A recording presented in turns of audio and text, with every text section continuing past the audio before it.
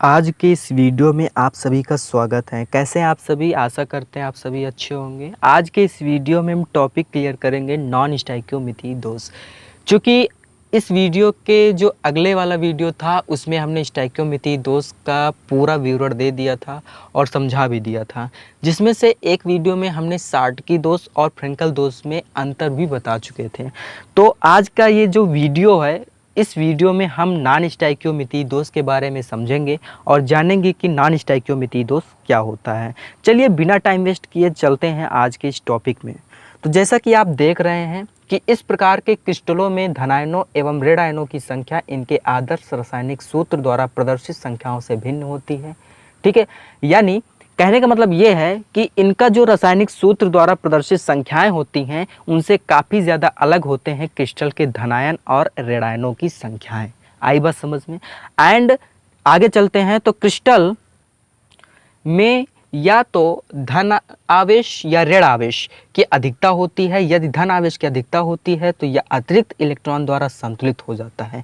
ठीक है, अगर धन आवेश की अधिकता होगी तो संतुलित इलेक्ट्रॉन द्वारा ये तो फिर ठीक है इलेक्ट्रॉनों द्वारा संतुलित हो जाएगा, और अगर ऋण आवेश की अधिकता हुई तो इसमें धन आवेश के द्वारा ये उदासीन हो जाता है। आई बात समझ में? तो यह दोष धातु अधिकता दोष या धातु न्यूनता दोष कहलाती है। ठीक है, अब धातु अधिकता दोष के बारे में चलते हैं। तो धातु अधिकता दोष जैसा कि आप देख रहे हैं, जिसको हम कहते हैं मेटल एक्सेस डिटेक्स। ठीक है, ठीक है। तो जैसा कि आप देख रहे हैं, दोषों में धनायन अधिकता में उपस्थित होते हैं। ठीक है, यह दोष दो प्रकार से हो सकते हैं, उत्पन्न होते हैं। पहला ऋणायन रिक्तियों में दोष और दूसरा होता है धन आयन रिक्तियों में दोष। ठीक है, तो जैसा कि अगर ऋणायन रिक्तियों के द्वारा दोष की बात अगर मैं करूं तो जैसा कि आप देख रहे हैं कि ये देखिए, मैं आपको एक छोटा सा केवल कॉन्सेप्ट बता देता हूं कि धातु अधिकता दोष में जो दो प्रकार के दोष होते हैं, ऋणायन रिक्तियों के द्वारा दोष और दूसरा धन आयन रिक्तियों के द्वारा दोष। तो ऋण आयन रिक्तियों के द्वारा जो दोष होता है ये ठीक है साटकी दोष के समान होता है, और जो धन आयन रिक्तियों के द्वारा दोष होता है वो ठीक है फ्रेंकल दोष के समान होता है। आई बात समझ में? इस कॉन्सेप्ट को आप अपने दिमाग में सेट कर लीजिए ताकि आपकी समझ में अच्छे से आ सके। अब आप खुद ही समझ गए होंगे कि ऋणायन रिक्तियों के द्वारा दोष क्या होता है। तो यह दोष साटकी दोष के समान होता है, जैसा कि हमने बताया। इस दोष में केवल एक रिक्तिका होती है, जबकि साटकी दोष में एक जोड़ी रिक्तिका उपस्थित होती है। ठीक है, तो इस प्रकार के दोष में एक ऋणायन के जालक बिंदु से, जैसा कि आप देख पा रहे हैं, जालक बिंदु से हटने के कारण छिद्र उत्पन्न होता है, जो विद्युत उदासीनता बनाए रखने के लिए इलेक्ट्रॉन द्वारा ग्रहण कर लिया जाता है। यह ऋणायन का स्थान एफ केंद्र कहलाता है। आई बात समझ में? क्या कहलाता है? एफ केंद्र। और क्रिस्टल को क्या करता है? ये रंग प्रदान करता है। क्या करता है? रंग प्रदान करता है। आई बात समझ में? अगर क्वेश्चन आ गया कि एफ केंद्र क्या होता है बताएं, तो आपको यहाँ से लेकर के आपको यहाँ तक इसकी क्या लिखनी होगी? डिफिनीशन लिखनी होगी, और यहीं तक इसकी डिफिनीशन है एफ केंद्र की। ठीक है, अब एग्जाम्पल एक बार देख लेते हैं। जैसा कि जब NaCl को सोडियम वाष्पों के साथ गर्म किया जाता है तो NaCl का पीले रंग का नॉन स्टोइकियोमेट्री दोष या नॉन स्टोइकियोमेट्री रूप उत्पन्न हो जाता है। ठीक है, तो ये जो एग्जाम्पल है ये ऋणायन रिक्तियों के द्वारा दोष का है। अब चलते हैं हम धनायन रिक्तियों के द्वारा दोष में, और इससे पहले मैं इसका फिगर आपको दिखा देता हूँ।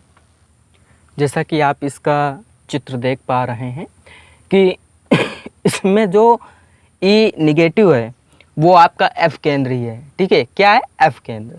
आई बात समझ में? और नेक्स्ट जो टॉपिक था वो हम पढ़ते हैं धन आयनों के द्वारा दोष। तो चलिए समझते हैं इसको।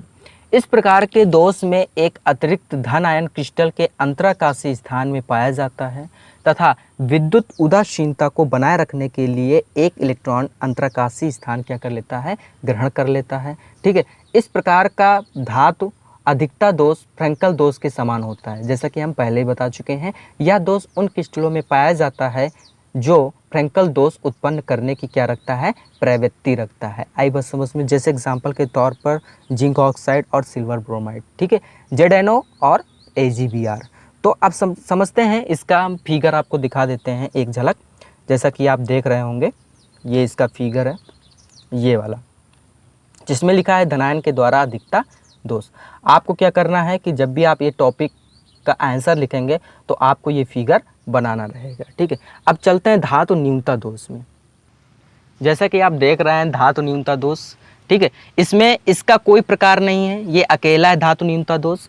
तो धातु न्यूनता दोष उत्पन्न होने की दो संभावनाएं हैं। पहला, इस प्रकार के दोष में कोई धन आयन अपने जालक बिंदु से अनुपस्थित रह सकता है तथा अधिक ऋणावेश पास होने वाले धनायन से उच्च आवेशित धन आयनों में बदलने के लिए संतुलित हो जाता है। इस प्रकार का दोष संक्रमण धातुओं के यौगिकों में उत्पन्न होता है, क्योंकि ये धातुएं परिवर्ती संयोजकता व्यक्त करती हैं। ठीक है, समझिए, अगर धातु न्यूनता दोष परिवर्ती संयोजकता व्यक्त ना करें, ठीक है, तो वो संक्रमण धातुओं के यौगिकों में उत्पन्न बिल्कुल भी नहीं हो सकेगा। ठीक है, लेकिन क्या करती हैं कि ये जो धातुएं होती हैं वो परिवर्ती संयोजकता व्यक्त करती हैं। यही कारण है कि संक्रमण धातुओं के यौगिकों में ये उत्पन्न होता है। ठीक है, एग्जाम्पल के तौर पर जैसा कि आप देख रहे हैं कि FeO, FeS, NiO और CuO, ठीक है, आदि क्रिस्टलों में यह दोष पाया जाता है। अगर इनको पढ़ना है आपको तो ऐसे पढ़ सकेंगे कि ferrous oxide, ferrous sulphide, copper oxide आदि होते हैं। ठीक है, आप एक झलक इसका फिगर भी देख सकते हैं कि किस प्रकार का फिगर है। तो ये है आपका फिगर और इसको आप अच्छे से समझ लीजिए और ठीक है, आप अपने नोट्स में इसको अच्छे से बना लीजिए ताकि अगर क्वेश्चन आ जाए तो आप इसका फिगर भी अच्छे से बना सकें। आई बात समझ में? तो आज का ये वीडियो और आज का ये टॉपिक यहीं पे समाप्त होता है। ठीक है, जो टॉपिक था नॉन स्टाइकियोमेट्री दोष यहीं से क्लियर हो गया आपका। ठीक है, मुझे नहीं लगता है कि ये जो फर्स्ट चैप्टर सॉलिड स्टेट है इसमें और भी ज़्यादा टॉपिक बचे हुए हैं, मुझे नहीं लगता। तो अगर बचे होंगे 2-4 टॉपिक तो मैं भी उसकी वीडियो बना करके आपको प्रोवाइड करा दूंगा। ठीक है, ताकि आप अच्छे से पढ़ सके। यहीं पर आप अपनी बात को रखते हैं। धन्यवाद। और अगर आपको वीडियो अच्छी लगी हो तो प्लीज़ वीडियो लाइक करें।